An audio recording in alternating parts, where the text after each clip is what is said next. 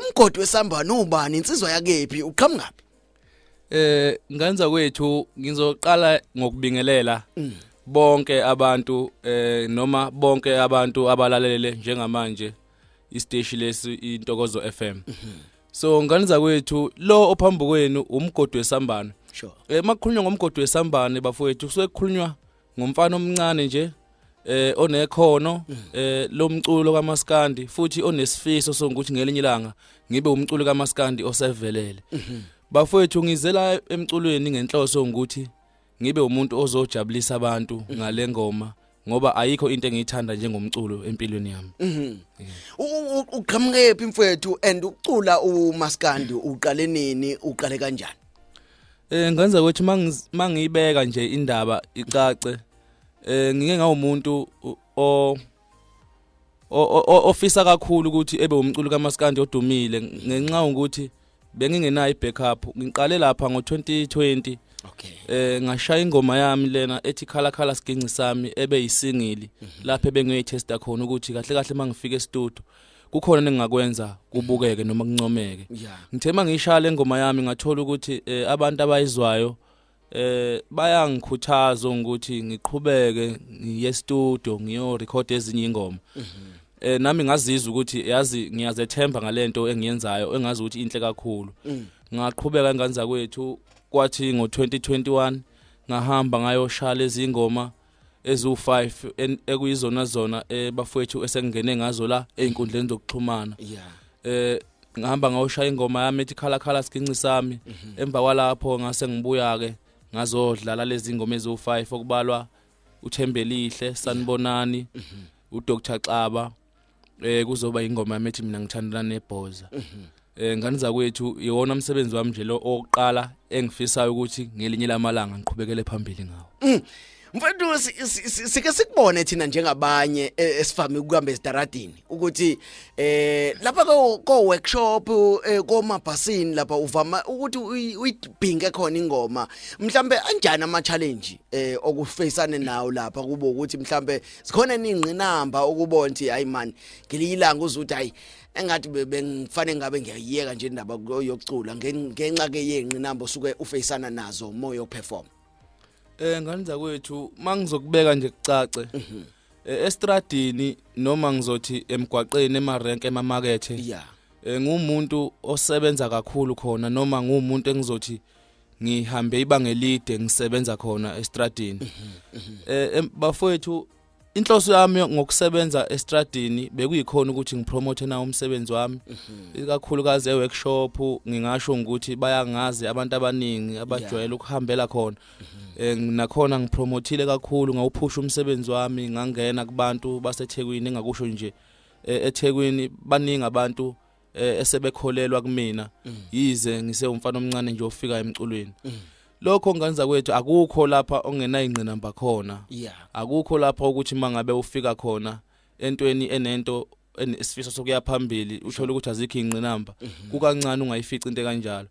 Nakhona lapha etradini bafowethu engisebenzela khona ngiyahlangabezana nazi ingqinamba othola ukuthi siyasebenza kodwa manje kukhona ukuvayelana sisodwa sisacula sisazama uthi uyazama uthola ukuthi khona abakucindezelayo uthi uyaqhubeka nempilo uthola ukuthi khona abangafisi ukuthi uqhubekele phambili. Engingakusho nje mina ngiphunyuke noma engingacacisa ngithi ngiphunyukile kulesimo sokukhala ngizesule ngokuhlangana neBMk Uju Production ngokuthi ingithathe isebenze nami ngalendlela engingakusho ngiyayibona indlela yaphambili njengamanje ebengikade ngingayiboni sonke lesikhathi. Mfethu sibuye size la kulomsebenzi owuphethe manje kubantu osebenze nabo la ikakhulukazi laba abantu abasuke be behind the scene okuyibona esingakwazi thina singababoni thina esifane sizwe ingoma isiphumile nje asazi ukuthi ubani odlala lead guitar ubass guitar asazi ukuthi kubuxhakaxhaka beyintambo lapha bekukhona bani obani osebenze nabo kule EP yakho nje binengoma ezu6. Nganza kwethu ngeke ngize ngibale abantu abaningi kulomsebenzi engiwenzayo. Kodwa engingakusho mina ngisebenze eDownhill estudio kuMantongomane esikwamakhutha. Bafowethu kulomsebenzi ngisebenze naye ubhuti uMantongomane sobabili nje qhwaba ngoba yena uyena umuntu ongiphathele la kwiBasket. Uyena umuntu ongiphathele futhi la kwiKeyboard. Kuyo yonke instrument ongayibala kulomsebenzi wami. Bese kuba ukuthi mina umsebenzi wami ukuthi ngizidlalele intambo. Okay. Le ntambo ekhala la uwe qobo. Uqobo lami ngithumela isidala. Bafethu iphiwe lensizwa ayiphiwe ephimbweni kuphela kodwa iphiwe even kwintambo iyazibambela yona akusavamisile noma abaningi omaskandi abasidlalelayo manje sebekuyilapha nalapha abantu abadonsa intambo. Wena ngabe ubani wakufundisa intambo noma wathi mawuqala ufunda intambo wakunikeza ukuthi hobamba kanje na kanje? Hayi lapho ngani yakwethu lento ihambisana nalikhono. Ngakusho nje ngicacise lokho ukuthi lento ihambisana nalikhono ngoba ngizamile Nkosi yami ukuthi ngisondele kubantu abadlala iginci okubalwa nje mhlambe yize bengadumile ngalondlela kukhona insizwe kuthiwa uMaqhawe umfoka amajozi yangapha emzimkhulu engeke ngazinza nayo endaweni yaseMlazi ngisahlala endaweni ekuthiwa iSemega Village opposite iTS. Lensizwa ngihlalele eduze nayo ngayibona idlala intambo futhi ngithokoza mayidlala kwasho khona ukuthi into mangabe ikuwena kuba lula ukuthi uma uyibona usheshe uyenze ngoba angeke ngiqamba manga isiginci ngisifunde ngokusibukela kwenye insizwa yangapha kwamajozi emzimkhulu ibhaca. Awubadoda wafunda ngoshunu webhaca mfethu wasushanga lo shunu wangakesakho. Hayi impela hayi ngafunda ngoshunu webhaca bafethu yabona ukuthi umzimkhulu inamandla phela kufanele ngiqhamise nami umzimkhulu phela ngangala eShepstone mina mangimaleka nami ngimaleka ngishone ngaphezasi mfethu kuhle kakhulu ukuzwa lo ukuthi uyayibambele esigincini ukuze abantu bashaye lento owena osuku ubhale umculo ubhala ngendlela osuku uyibhala ngawo mfethu mhlambe ke mosuku ubhala ingoma wena kule ngoma oyibhalile zifika kanjani mfethu ngoba abanye bake bathi zifika ngephupho abanye ngizwe idrum lidlala bese kuba khona into ekhalayo kumina bese ngiyenza or ngivane ngidlale nje noma yini esigincini bese ngivela ingoma ethile. Yebo ngoba ngeke ngathi ukuyichaza lento ukuthi kahle lento iya ngekhono kuhlukene ukufika kwengoma kumuntu kuyenzeka ingoma njengabantu thina siye sidlalela iginci uthola ukuthi uzoyishayela ithoni yakho nje esigincini engenangoma esiye creative kuyona uthi mawuyishaya ithoni esigincini uyizwe imnandi kuyayifikela ke amagama ongawasho kuleyo thoni osuke uyidlala esigincini ngokwemizwa yakho bese kuba khona ukufika kwengoma ngesimo sokubona izinto ezenzakala emhlabeni ubone ukuthi yazi lana lento mangacula ngokulungisa isimo sempilo kubantu ubone izinto ezenzakalayo ubone ukuthi ukuphuma kwengoma lokho kube khona izinto ke ezikwehlelayo empilweni noma izinto ohlangabezana nazo okwazi ukuthi mangabe zikufikela uzwe ngathi yazi ingoma lena engaphuma kumina iduduza inhliziyo yami kakhulukazi izinto ezifana nobhlungu kanje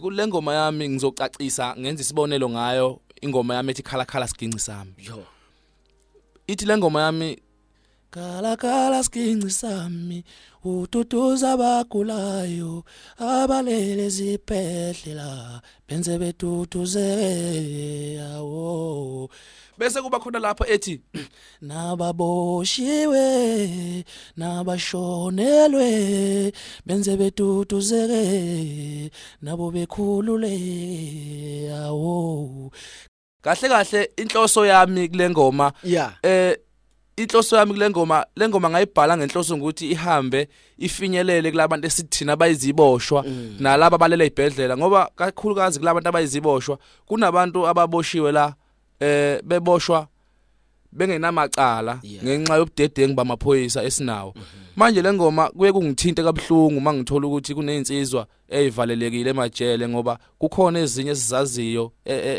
ezehlelele leso simo manje ngithi le ngoma ihambe ifinyelele kubona nakulabo abalele ibhedlela even nakulaba abathi thina sishonelwe siyagulelwa sinemndeni yethu ehlele emajele ngithi le ngoma ayiduduze bonke labo bantu ihambe ifinyelele kubona qathatha Ey, yabona ke mlalele ngifuna ukuthi ngikuzwise lengoma. Ngifuna ukuthi ngikuzwise lengoma akade ishaya manje ethi khala siginci sami. Kodwa ke sidayise, masibuya kodayisa. Singena kuyona lengoma sizwe ukuthi yiyo lena kade icula yena eyishaya lengoma ukuthi njengoba kade ishaya yena ngomlomo. Yiyona ngempela yini le ayirecordile. Asidlulise laba. BMk Uju Production inkampani ekushuthela amavideo nezithombe eziwuju zemicimbi yahlukahlukene ayikho imicimbi nendawo esingafiki kuyona uma ufuna ukwazi kabanzi ngamanani ethu ungasithinta kwinombolo yethu awu074 035 0964 074 035 0964 einkundleni zokuxhumana siyi BMk Uju Production walala wasana. Kala skin sabi ututuza bakulayo abalele ziphele inzebe tutuzere kala skin sabi ututuza bakulayo abalele ziphele inzebe tutuzere kala skin sabi ututuza bakulayo abalele ziphele inzebe tutuzere nabamoshiwe nabashonele inzebe tutuzere nabo bekhulule nabamoshiwe nabashonele inzebe tutuzere nabo bekhulule kala skin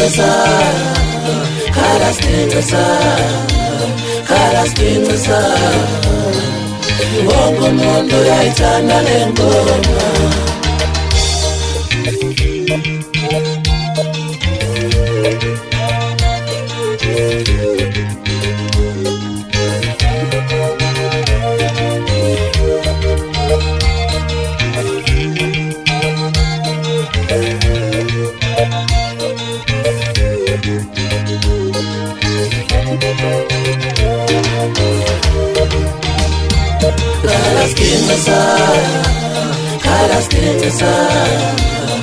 kala skin sa wonke umuntu uyayithanda lengoma kala skin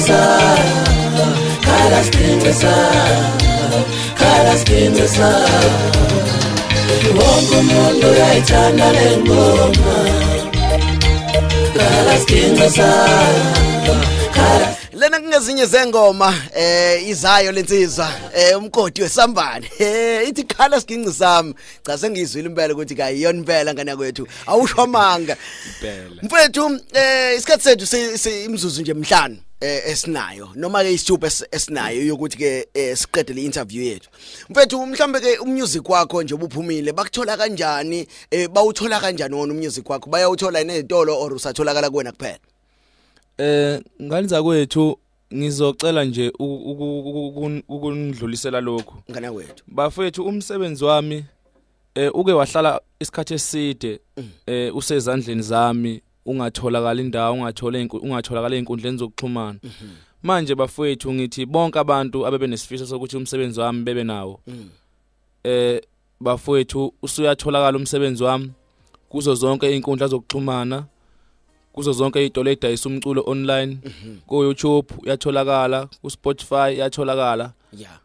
uzongena nje lapha nama ngabe ungenankinga uzongena lapha kumgodi Wesambane epage lami umgodi Wesambane Ntuli khona ilink bafethi nakhona uzoyifica ungene ku link yami lapho uzothola khona zonke ingoma ikamgodi Wesambane ngiyatholakala nje kuwonke ama platform mfethu ungathi nje kubantu abakusupportayo mfethu abantu abakwenze ukuthi umusic wakho ube online especially ama supporters akho lawa ku TikTok akusupporta mfethu ngevideo wawuyishuthwe emcimbini ungathi nje kubona mfethu amazokubonga kubona nganza kwethu okokuqala ngizocela uqale ngibonge mfethu bonke abantu noma ngizothi bonke abathandi bomculo engithema ngifinyelela eindlebeni zabo bayithakasela into yami bafowethu le video lena engitrende ngayo kakhulu lapha ku TikTok ngibonile bafowethu ama comment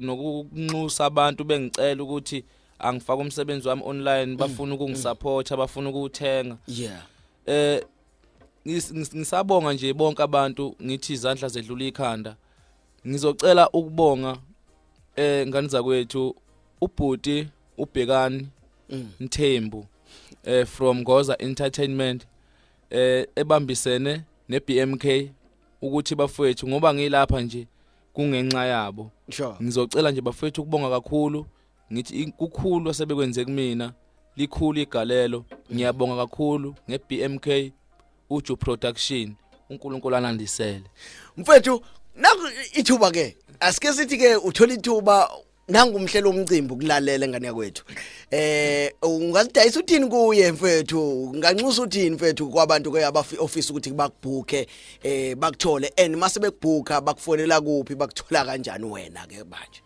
yebo nganza ukuthi ngiyabonga lelo thuba mfethu bafowethu ngiyayicelela nje kuzo zonke iziphathimandla ezikhona nabahleli bemicimbi abakhona nabasizi abakhona abaxhasi abathuthukisa abafowethu abangangathi abafika emculweni njengathi nje kanje ngiyacela ngani zakwethu ukuthi noma ubani onothando lokusupporta lo mfana omncane osafika la emculweni ezikuyikumsebenzi wami oqala lo ngizocela abafowethu ukuthi ke ningilandele kule number yami engizoyibiza njengamanje ethi 071 6654 103 071 yes 6654 ngiyacela nje ngani zakwethu onke umuntu okhona yona number engitholakala kuyona leyo ngane kwethu asibonga kakhulu ke kuba nawe osukile namhlanje sithemba ukuthi ke konke kuzohamba kahle kwijourney yakho yo music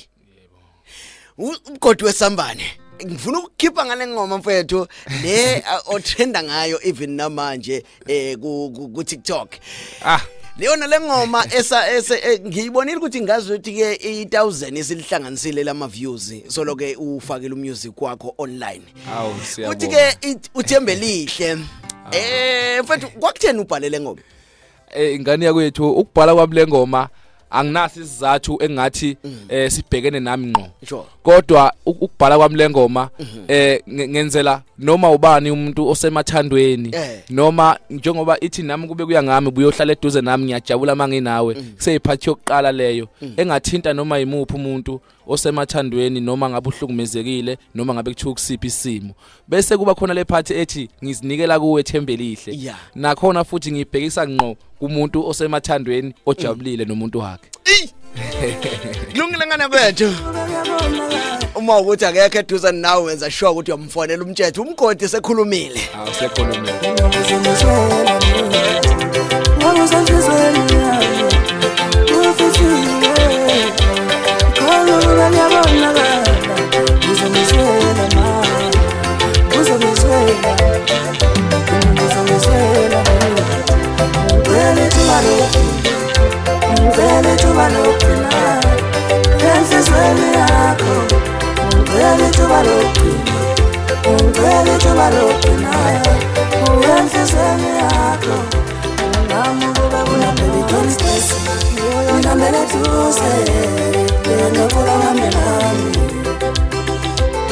Don't stress, nimambela tuze, my baby don't stress, nimambela tuze,